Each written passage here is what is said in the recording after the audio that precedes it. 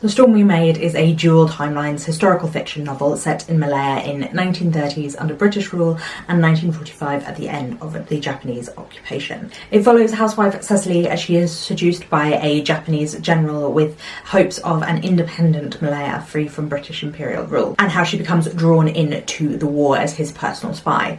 After the war, she has to face up to what she has done and how she can let her children in on what has happened. It is a Radio 2 book club book described as a sweeping historical fiction. It's a book your mum would love. And there are lots of books, I think, that fall into this genre on the Women's Prize fiction. Things like Black Butterfly, I think. I haven't read this book, so I can't say for certain, but books about women's experience of conflict definitely seem to come up on the Women's Prize fairly regularly. It's described as like brave, heartwarming, moving, and books that describe a woman in difficult circumstances are often things that end up on the prize longlist. Penance by Eliza Clark is one that I have seen everywhere. It is a literary thriller with a true crime kind of a twist. It is about some insufferable friends at the British seaside, and one of those friends at 16 years old is murdered. The book follows the account of a journalist who is looking into this murder, and he wants to publish the definitive account. But how far can we trust the journalist? True crime and the internet in relation to true crime, people's obsession with crime and kind of a morbid curiosity. I think those are themes that the Women's Prize is interested in. It's also because it's being told from the perspective of a writer. We have the idea of potentially an unreliable narrator and also construction and how a story is constructed. Things that I think literary prizes are often interested in, and of course the Women's Prize, I think a lot of the time has books about books, and so I think that this could fall into that. It's also a book that like everyone who's read it seems to love. It was super popular, it was in lots of people's books of the year, so I definitely think it's one that will be in the running. Remember Remember by Elle McCrae is another historical fiction, this time set in 1770. It is about a woman named Delphine who lives in London, having escaped from enslavement, and who, in order to save her brother, plans an explosive plot a la Guy Fawkes. One to strike at the heart of the Atlantic slave trade. So this is another one of women in difficult circumstances and historical fiction, and about women doing something like powerful and rebellious, and one looking at a part of history that has been less covered but is becoming much more covered now. I think that the Women's Prize likes that in its historical fiction, looking at historical events from the perspective of a woman often becomes part of the long list. This one also sounds very plotty and looks a little more commercial, which is something that the Women's Prize always has in it. Like both quite literary and quite commercial books often end up on this list, and I think this one could be on that more commercial end. Happiness Falls by Angie Kim was an Oprah's book club book and a New York Times bestseller. There are often like those book club books like Oprah, Reese's, those often fall on the long list. And this one is about a dad that goes missing. So again, we have elements of the crime thriller. Our main character's dad goes missing, and the only witness to the crime is her brother, who is non-verbal. And our main character is looking for clues to her father's disappearance alongside the police, or at the same time as the police. She decides to try and solve the case by herself. She's described as headstrong, hyper-analytical, and with secrets of her own, but could her impulsive actions put her family in danger? This sounds like it has an element of the coming of age, and again a blend of more literary with more of a thriller aspect to it, and a very plotty book that is also dealing with sort of issues. I think that social issues are definitely often covered by books on the prize long list, and this is one that I have heard some people talking about, so there's definitely a little bit of buzz around it as well. Last year the prize was won by Demon Copperhead, which was a retelling of David Copperfield, and so Julia, which is a retelling of 1984, again from the perspective of the woman character and by Sandra Newman, I think could fit into that kind of niche in the prize long list. Not that I'm saying it's going to win, I haven't read this, but there is definitely a retellings thing, whether that's Greek myth retellings or more classic literary retellings. So it's 1984 and Julia works for the Ministry of Truth, and Julia is a model citizen under the auspices of Big Brother. She breaks the rules but also collaborates with the regime. But she becomes intrigued by a colleague in the records department, and one day she hands him a note, a potentially suicidal action. I think the idea of Orwell, Big Brother, it's something that people talk about a lot now, whether that's because of AI or the war is peace narrative that a lot of world governments espouse. There is a political resonance to that. Orwell is constantly being brought up, even when things aren't Orwellian. I'd actually argue that AI is much more Brave New World than Aldous Huxley. But regardless, as I said, literary retellings and the political aspect of this, I think, make it quite zeitgeisty, and I think something that the prize would consider. I think The Lagos Wife by Vanessa Walters, the premise of this recalls to me Stay With Me by Ayobami Adebayo, which of course was shortlisted a few years ago. This is about a woman who has ostensibly the perfect life in a palatial home with the perfect husband. She moved from London to Lagos and left behind a troubled family life to become part of this expat group of women. But she disappears without a trace after a boat trip. And so as the investigation turns up nothing, her aunt flies to Nigeria to find out what has happened. And as she digs into her niece's life, she discovers more about it than shown on the surface. And Claudine's own buried history threatens to come to life. So again, this has that kind of mystery element and the element of someone looking into it who is not the official people, this time an aunt of the person, but it also has kind of family secrets and family saga, which I think is something that is common as well, and also almost a dual timelines thing going on as we are uncovering the past. I seem to be gravitating towards a lot of like mystery things in this year's shortlist, and I think there is something about compelling and page-turning books that I think suit the Women's Prize very well. They can say a lot about the social issues that the Women's Prize likes to highlight, whilst at the same time being very page-turning and very commercial. And so that combination, I think, works well for this prize. Next, we have a kind of dystopian sci-fi, which is Land of Milk and Honey by C. Pam Zhang. And this is one of the ones that I've actually read. This is about basically climate disaster. That means that there is a fog over the world and nobody can grow food, except that the very wealthy buy plots of land in very high altitude and try to recreate the food that they had before. Our main character is a chef, and she gets hired by these very rich people to recreate this food. Eugenics being a part of what this community is getting up to. So again, it is dealing with a lot of very like topical things.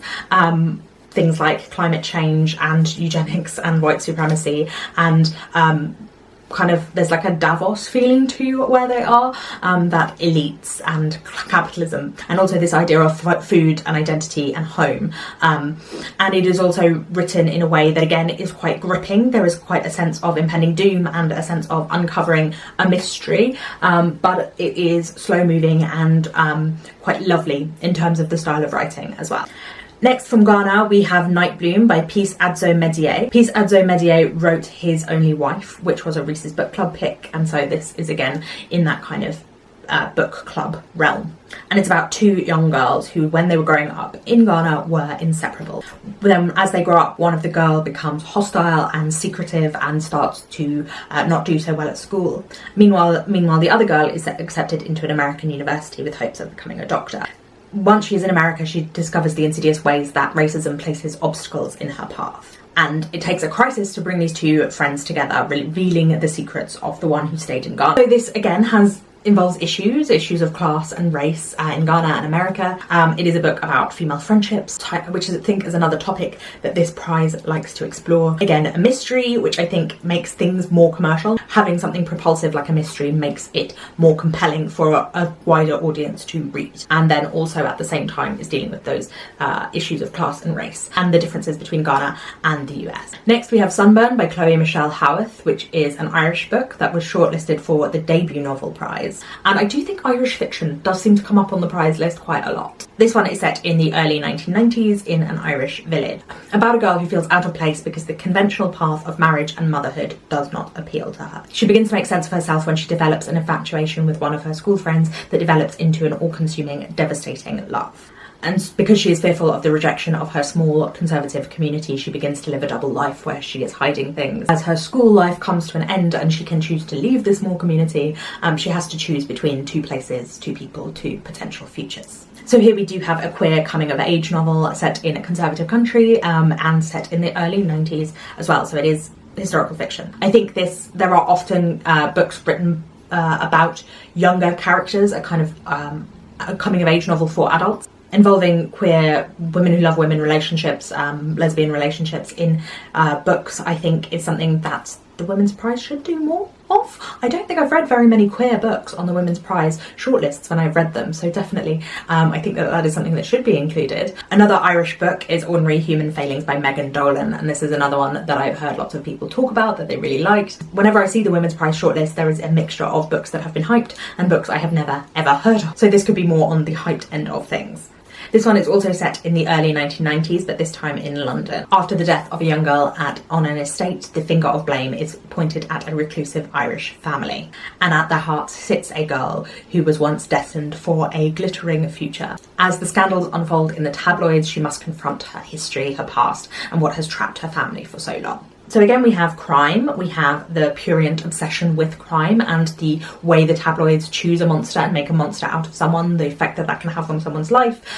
We have family secrets, dark secrets, and those things slowly being uncovered. We have social issues, we have a complex female character at the centre of things. I definitely have a type of book that I think is going to make it onto the shortlist, onto the long list, and I think at least some of these will. Next, a Palestinian book. Now, I don't know what the Women's Prize will do in relation to Israel-Palestine and putting a Palestinian author on the long list. I think that the book should be put on the long list because of the book, but I wonder if that would cause any commotion. Anyway, this is Evil Eye by Elif Rum, and it is another one that I've seen a lot of people reading, potentially because of the bombardment of Gaza, the attack on Gaza at the moment. But it is also one that I've heard a lot of praise for, so I'm sure it is also to do with the quality of the book. This is about a woman called Yara who's raised by a conservative Palestinian family in Brooklyn, who thought her life would become more free when she got married. So she works a good job and is raising her children and knows that her life is more fulfilling than her mother's, but still doesn't feel happy. When she responds to a colleague's racist comments, she is put on probation at work. So this is a book about motherhood. There definitely were several books about motherhood, I think, on the long list last year. Motherhood has definitely been a topic that I've been noticing being more kind of zeitgeisty in terms of books people are writing and reading and talking about. Potentially that's just my age. But this one, again, an issues book talking about motherhood, talking about the an individual woman's relationship with herself and her motherhood and her own mother, and her conservative culture, and also racism within the workplace. And so it is kind of a personal, introspective, character focused by the sounds of things, but does deal with, again, those issues, and also uncovering secrets and the difficulties of the past.